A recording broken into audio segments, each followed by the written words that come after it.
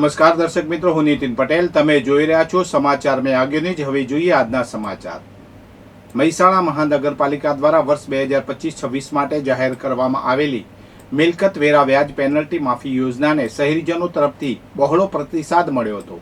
જે યોજના હેઠળ અત્યાર સુધીમાં કુલ 1053 મિલકત ધારકોએ પોતાનો બાકી વેરો ભરપાઈ કરી યોજનાનો લાભ લીધો હતો, જેને લઈ પાલિકાની તિજોરીમાં કુલ રૂપિયા 1,26,51,635ની માતબર રકમ જમા થઈ હતી. આ યોજનાનો લાભ લેવા માટે આગામી 31 માર્ચ 2026 છેલ્લી તારીખ નક્કી કરવામાં આવી છે. કડી તાલુકાના વડુ ગામમાં માત્ર 3 મહિનાના ટૂંકા લગ્નગાળામાં સાસરી પક્ષના ત્રાસથી કંટાળીને 20 વર્ષીય પરિણીતાએ કરેલા આપઘાત મામલે મહેસાણા સેશન કોર્ટે મહત્વનો નિર્ણય લીધો છે. આ કેસમાં આત્મહત્યા માટે દુષ્પ્રેરણ આપવાના આરોપસર જેલમાં બંધ 2 આરોપીઓની નિયમિત જામીન અરજી કોર્ટે ફગાવી દીધી છે. માવસરી પોલીસે લાંબા સમયથી ફરાર આરોપી ભજનલાલ નારાયણરામ બિનસોઈને રાજસ્થાનના બાડમેર જિલ્લામાંથી ઝડપી પાડ્યો છે. આરોપી માવસરી પોલીસ સ્ટેશનના નોંધાયેલા ગુનામાં વોન્ટેડ હતો. આરોપી ગુનો આચર્યા બાદ ઘણા સમયથી નાસ્તો ફરતો હતો.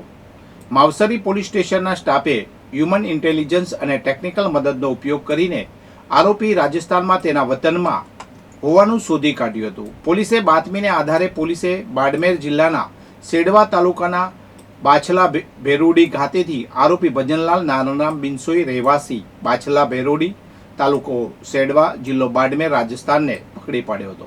તેને માવસરી પોલીસ સ્ટેશનમાં લાવવામાં આવ્યો હતો અને કાયદેસરની કાર્યવાહી કરવામાં આવી હતી.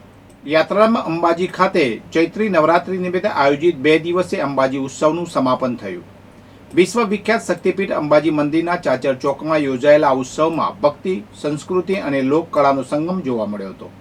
આ ઉત્સવનું આયોજન રમતગમત, યુવા અને સાંસ્કૃતિક પ્રવૃત્તિઓ વિભાગ ગાંધીનગર તથા બનાસકાંઠા જિલ્લા વહીવટી તંત્રના સંયુક્ત ઉપક્રમે કરવામાં આવ્યું હતું. બંને દિવસ દરમિયાન મોટી સંખ્યામાં માઈ ભક્તો, યાત્રાળુઓ અને કલાપ્રેમીઓ ઉપસ્થિત રહ્યા હતા. મહેસાણા શહેરના માલગોડાઉન વિસ્તારમાં આવેલી એક દુકાનમાંથી નજર ચૂકવી રૂપિયા 1.10 લાખની રોકડ ભરેલી થેલી ચોરી કરી નાસી છૂટેલી ત્રિપુટી પૈકીના એક આરોપીને બે ડિવિઝન પોલીસે મુદ્દામાલ સાથે ઝડપી પાડ્યો છે. પોલીસે સીસીટીવી ફૂટેજ અને બાતમીને આધારે અમદાવાદના શખ્સને દબોચી લઈ અન્ય 2 આરોપીને પકડવા ચક્રો ગતિમાન કર્યા છે. કડી શહેરમાં રખડતા ઢોરનો ત્રાસ યથાવત રહ્યો છે, જેમાં વધુ એક નિર્દોષ નાગરિકે જીવ ગુમાવ્યો છે.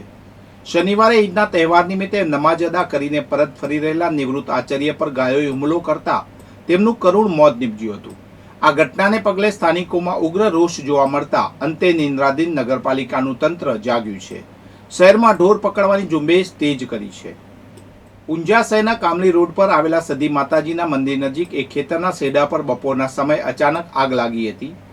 આ ઘટનાની જાણ થતાં જ ઊંઝા ફાયર ટીમે તાત્કાલિક સ્થળ પર પહોંચી ગઈ હતી અને આગ પર કાબુ મેળવી લીધો હતો.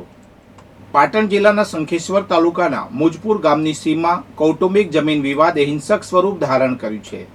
લેન્ડ ગેમિંગની અરજીના મંદુકમાં જેઠે પોતાની ભોજાઈ પર કવાડા વડે હુમલો કર્યો હતો, જેમાં મહિલાને માથાના ભાગે ગંભીર ઈજા પહોંચી છે. ઈજાગ્રસ્ત મહિલાને હાલ શંખેશ્વરની સરકારી હોસ્પિટલમાં સારવાર આપવામાં આવી રહી છે. વધુ સમાચાર માટે જોતા રહો સમાચાર મેં આગે ન્યૂઝ. નમસ્કાર.